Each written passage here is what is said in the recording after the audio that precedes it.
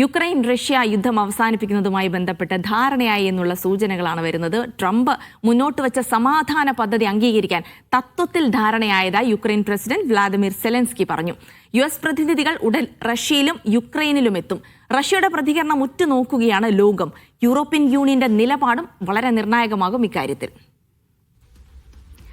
എന്തായാലും ഇന്റർനാഷണൽ ഡെസ്കിലേക്ക് പോകാം. BK സുഹൈൽ വിവരങ്ങൾ നൽകാനായി ചേരുന്നുണ്ട്. Suhail, good morning. എന്തായാലും ഒരു സന്തോഷകരമായ വാർത്ത എന്ന് പറയാം. കാരണം ഈ റഷ്യ യുക്രൈൻ യുദ്ധം അത് ഇന്ത്യയെ പോലും ബാധിക്കുന്ന രീതിയിലൊക്കെ വളർന്ന് നമ്മൾ കണ്ടതാണ്. ഓയിലുമായൊക്കെ ബന്ധപ്പെട്ടുകൊണ്ടും അമേരിക്കയുടെ ഇറക്കുമതി തീരുവയുമായി ബന്ധപ്പെട്ടുകൊണ്ടും ഒക്കെ. പക്ഷേ അമേരിക്കൻ പ്രസിഡന്റ് അധികാരമേറ്റ സമയത്ത് വളരെ പെട്ടെന്ന് അത് അവസാനിപ്പിക്കുമെന്നൊക്കെ പറഞ്ഞിരുന്നെങ്കിലും അതൊന്നും നടന്നിരുന്നില്ല. പക്ഷേ ഇപ്പോൾ ഒരു സമാധാന കരാറിലേക്ക് എത്തി, തത്വത്തിൽ ധാരണയായി എന്നുള്ള കാര്യം യുക്രൈന്റെ ഭാഗത്തുനിന്നുള്ള സ്ഥിരീകരണം വരുന്നുണ്ട്. റഷ്യ ഇക്കാര്യത്തിൽ പ്രതികരിച്ചിട്ടുണ്ടോ? ഏത് തരത്തിലുള്ള സമാധാന കരാറിനാണ് ധാരണയായത്? അപ്പോൾ അങ്ങനെയാണെങ്കിൽ ട്രംപിന് അന്താരാഷ്ട്ര തലത്തിൽ വീണ്ടും താൻ ഇടപെട്ട സമാധാനം ഉണ്ടാക്കിയെന്ന അവകാശവാദം ഉന്നയിക്കാൻ പറ്റുന്ന രീതിയിലേക്കൊക്കെ കാര്യങ്ങൾ വരികയാണോ? എന്താണ് ലഭിക്കുന്ന വിശദാംശങ്ങൾ സുഹൈൽ? Good morning Gilsy. സന്തോഷകരമായൊരു വാർത്ത അന്താരാഷ്ട്ര തലത്തിൽ നിന്ന് അപൂർവമായേ വരാറുള്ളൂ എങ്കിലും അത്തരമൊരു വാർത്ത വരികയാണ്. പൂർണ്ണമായും അംഗീകരിച്ചില്ലെങ്കിലും തത്വത്തിൽ ട്രംപ് മുന്നോട്ട് വയ്ക്കുന്ന സമാധാന പദ്ധതി, റഷ്യ യുക്രൈൻ യുദ്ധം അവസാനിപ്പിക്കാനുള്ള സമാധാന പദ്ധതിയിൽ അംഗീകരിക്കുന്നു എന്ന് സെലൻസ്കി പറയുന്നത് ഏറെ നിർണായകമാണ്. ഒരു 28 പദ്ധതി നേരത്തെ അമേരിക്ക റഷ്യ ധാരണയിലെത്തിയിരുന്നു. അത് പുറത്തേക്ക് വന്നിരുന്നില്ല. അത് ലീക്കായി യുക്രൈൻ്റെ കയ്യിലെത്തിയപ്പോൾ വലിയ പൊട്ടിത്തെറിയാണ് സെലൻസ്കിയുടെ ഭാഗത്തു നിന്നുണ്ടായത്. ഒരിക്കലും അത് അംഗീകരിക്കാൻ സാധിക്കില്ല എന്നൊക്കെയായിരുന്നു പറഞ്ഞിരുന്നത്. അതിനുശേഷമാണ് ജനീവയിൽ വെച്ചുകൊണ്ട് ഒരു ചർച്ച നടന്നത്. യുക്രൈനും അമേരിക്കയും തമ്മിൽ ജനീവയിൽ US സ്റ്റേറ്റ് സെക്രട്ടറി മാർക്കോ റൂബിയോയുടെ നേതൃത്വത്തിൽ നേരിട്ട് നടന്ന ആ ചർച്ചയിലാണ് ആ ഫ്രെയിം വർക്ക് ഒന്ന് മാറ്റം വരുത്താനും അത് 19 പദ്ധതിയായി മാറ്റാനും തീരുമാനമായത്. അങ്ങനെ ജനീവയിൽ എത്തിയ ചർച്ചയുടെ തുടർച്ചയാണ് ഇപ്പോൾ ഉണ്ടായത് എന്നാണ് നമുക്ക് അറിയാൻ സാധിക്കുന്നത്.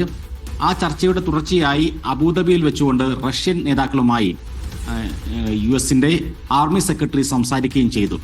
അതിൻ്റെ ഒരു ഭാഗമായി ആണ് ഇപ്പോൾ യുക്രൈൻ പ്രസിഡന്റ് വ്ളാഡിമിർ സെലൻസ്കിയുടെ പ്രസ്താവന വരുന്നത്. അമേരിക്ക മുന്നോട്ട് വെക്കുന്ന ഈ സമാധാന പദ്ധതി ഞങ്ങൾ തത്വത്തിൽ ധാരണയായിരിക്കുന്നു. ചില പ്രശ്നങ്ങളുണ്ട്. ആ പ്രശ്നങ്ങൾ ഡൊണാൾഡ് ട്രംപുമായി നേരിട്ട് സംസാരിക്കുമെന്നാണ് സെലൻസ്കി പറയുന്നത്. ട്രംപിന്റെ ഭാഗത്തു നിന്നും ഇപ്പോൾ പ്രസ്താവന വന്നിരിക്കുന്നു. താൻ 8 മാസത്തിനിടെ 8-ലധികം യുദ്ധങ്ങൾ അവസാനിപ്പിച്ച വ്യക്തിയാണ്. അടുത്ത ഫെബ്രുവരിയോട് കൂടി ഈ യുക്രൈൻ യുദ്ധത്തിന് 4 വർഷം തികയാനിരിക്കുമ്പോൾ അതിനു മുമ്പ് തന്നെ ഈ ഒരു യുദ്ധം അവസാനിപ്പിക്കാൻ താൻ സന്നദ്ധനാണ് എന്ന് പ്രഖ്യാപിക്കുകയാണ്. അദ്ദേഹം പറഞ്ഞ 2 കാര്യങ്ങൾ കൂടിയുണ്ട്. അദ്ദേഹത്തിന്റെ പ്രത്യേക പ്രതിനിധിയായ സ്റ്റീവ് വിറ്റ്കോഫിനെ എത്രയും പെട്ടെന്ന് റഷ്യയിലേക്ക് അയക്കുകയാണ്. അതേപോലെ തന്നെ ആർമി സെക്രട്ടറിയായ ഡാൻ ഡിസ്ട്രോളിനെ യുക്രൈനിലേക്കും അയക്കുകയാണ്. അത് പെട്ടെന്ന് തന്നെ ഉണ്ടാകും. ഈ 2 നേതാക്കളും യുക്രൈനിലും റഷ്യയിലും എത്തുന്നതോടുകൂടി അമേരിക്കയുടെ താല്പര്യങ്ങൾ എന്താണ് എന്ന് ഇരു വിഭാഗത്തെയും അറിയിക്കും. അതിനുശേഷം ഒരു ധാരണയിലെത്താൻ സാധിക്കും എന്നാണ് നമ്മൾ വിചാരിക്കുന്നത്. ഇതിലേറ്റവും പ്രധാനപ്പെട്ട കാര്യം, റഷ്യ ഇതിൽ വളരെ വലിയ കടംപിടുത്തം പിടിക്കുകയാണ്. റഷ്യയുടെ ഔദ്യോഗികമായുള്ള ഒരു പ്രതികരണം ഇതുമായി ബന്ധപ്പെട്ടുകൊണ്ട് യുക്രൈൻ അംഗീകരിച്ചതിന് ശേഷം വന്നിട്ടില്ല. റഷ്യയുടെ വിദേശകാര്യ മന്ത്രിയായ സെർജി ലാവ്റോവ് പറയുന്നത് അലാസ്ക സമ്മിറ്റിലെ ട്രംപ് പുടിൻ ധാരണക്കപ്പുറമായി കാര്യങ്ങൾ പോകാൻ പാടില്ല എന്നുള്ളതാണ്. ആ അലാസ്ക സമ്മിറ്റിൽ റഷ്യ മുന്നോട്ട് വെച്ചിട്ടുള്ള പല കാര്യങ്ങളുമുണ്ട്. നേരത്തെ ഞാൻ പറഞ്ഞ 28 പദ്ധതികളിൽ ഉൾപ്പെട്ട കാര്യങ്ങൾ കൂടിയാണത്. അതിങ്ങനെയൊക്കെയാണ്: ഡൊണസ്ക്, ലുഹാൻസ്ക്, ക്രൈമിയ അടക്കമുള്ള റഷ്യ യുക്രൈനിൽ നിന്നും പിടിച്ചെടുത്ത ഭാഗങ്ങൾ അത് റഷ്യക്ക് തന്നെ വിട്ടു നൽകണം എന്നുള്ളതാണ് ഒന്നാമത്തെ കാര്യം. മറ്റൊന്ന്, യുക്രൈൻ ഒരിക്കലും നാറ്റോ സഖ്യത്തിൽ ചേരാൻ പാടില്ല എന്നുള്ളതാണ് രണ്ടാമത്തത്. മറ്റൊന്ന്, യുക്രൈൻ അവരുടെ സൈന്യത്തിന്റെ എണ്ണം വെട്ടിക്കുറക്കണം എന്നുള്ളത്. ഈ നിർദ്ദേശങ്ങൾ ആണ് റഷ്യ പറയുന്നത്. ഇത് അംഗീകരിച്ചാൽ മാത്രമേ യുദ്ധം അവസാനിപ്പിക്കൂ എന്നുള്ളത്. പക്ഷേ അതൊരിക്കലും അംഗീകരിക്കാൻ സാധിക്കില്ല എന്നുള്ളതാണ് ഇപ്പോൾ ജനീവയിൽ വെച്ച് നടന്ന ചർച്ചയിൽ യുക്രൈൻ പറയുന്നത്. തങ്ങളുടെ പരമാധികാരത്തെ വിട്ടുകളഞ്ഞുകൊണ്ടുള്ള ഒരു നിലപാടിലേക്ക് പോകാൻ സാധിക്കില്ല എന്നുള്ളത്. അപ്പോൾ അതിൽ ചർച്ചയാകാം എന്ന നിലപാടിലേക്ക് അമേരിക്ക വഴങ്ങി എന്നുള്ളതാണ് ഇപ്പോഴത്തെ ഒരു പ്രത്യേകത. അതുകൊണ്ടാണ് തത്വത്തിൽ ധാരണയാകാൻ വേണ്ടി സെലൻസ്കിയും പറയുന്നത്. പക്ഷേ ഇനി ഇക്കാര്യത്തിൽ റഷ്യയുടെ നിലപാട് വളരെ പ്രധാനമായിരിക്കും. ഇതൊക്കെ വിട്ടുകളഞ്ഞുകൊണ്ടുള്ള ഒരു സമാധാനത്തിലേക്ക് പോവുക എന്ന് പറയുന്നത് പുടിനെ സംബന്ധിച്ചിടത്തോളം അതും ഒരു കീഴടങ്ങലായിരിക്കും. യൂറോപ്യൻ യൂണിയന്റെയും നിലപാടുകൾ ഈ വിഷയത്തിൽ വളരെ പ്രധാനമാണ്. കാരണം ഇത്രയും കാലം യുക്രൈൻ യുദ്ധം ചെയ്യാനുള്ള സഹായം നൽകിയത് അമേരിക്കക്കൊപ്പം യുക്രൈൻ കൂടിയാണ്. മാത്രമല്ല, യുക്രൈൻ എന്ന് പറയുന്നത് യൂറോപ്പിന്റെ ഭാഗമാണ്.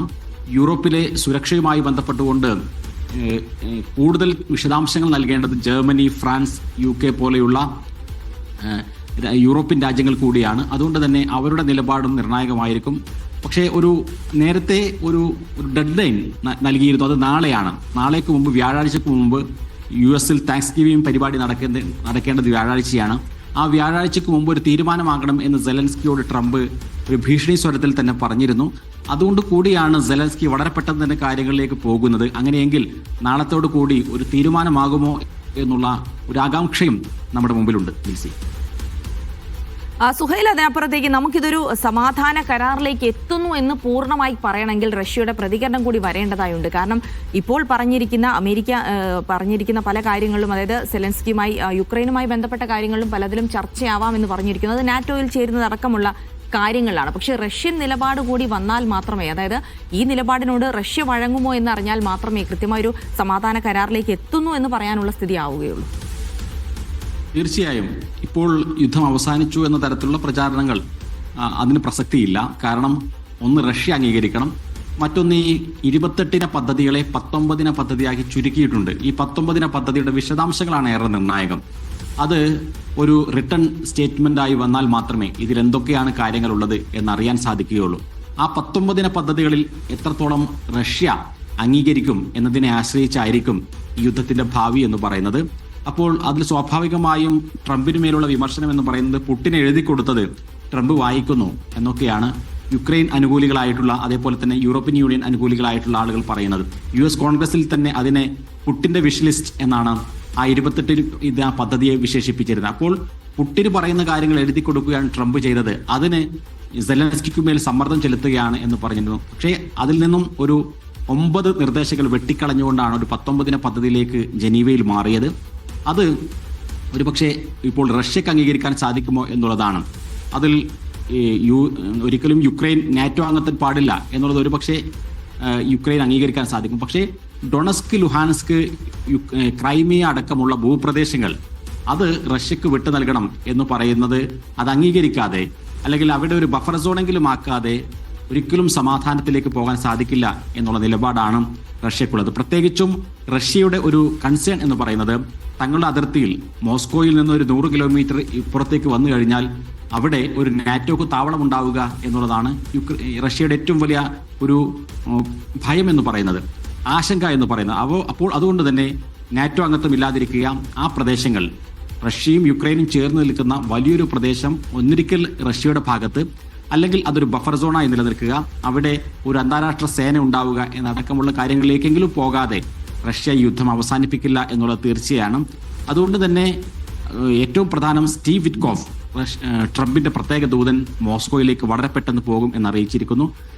വിറ്റ്കോഫാണ് ഈ നേരത്തെ പറഞ്ഞ യുദ്ധങ്ങളെല്ലാം അവസാനിച്ചു എന്ന് ട്രംപ് പറയുന്നുവെങ്കിലും അതിന്റെ ഇടനിലക്കാരനായി വൻതോതിൽ സംസാരിച്ചിട്ടുള്ള വ്യക്തി ട്രംപിന്റെ റിയൽ എസ്റ്റേറ്റ് സുഹൃത്തു കൂടിയാണ് സ്റ്റീവ് വിറ്റ്കോഫ്. അദ്ദേഹത്തെയാണ് ഇപ്പോൾ പ്രത്യേക പ്രതിനിധിയാക്കിയിട്ടുള്ളത്. ഈ സ്റ്റീവ് വിറ്റ്കോഫ് മോസ്കോയിലെത്തി പുടിനുമായി സംസാരിച്ച് ഇക്കാര്യത്തിൽ ഒരു ധാരണയിലേക്ക് എത്തിക്കാൻ സാധിക്കുമെങ്കിൽ ഒരുപക്ഷെ ഈ സമീപകാലം കണ്ട ഏറ്റവും വലിയ യുദ്ധമായ റഷ്യ യുക്രൈൻ യുദ്ധത്തിന് ഒരു പരിസമാപ്തിയാകുമെന്ന് നമുക്ക് പ്രതീക്ഷിക്കാം.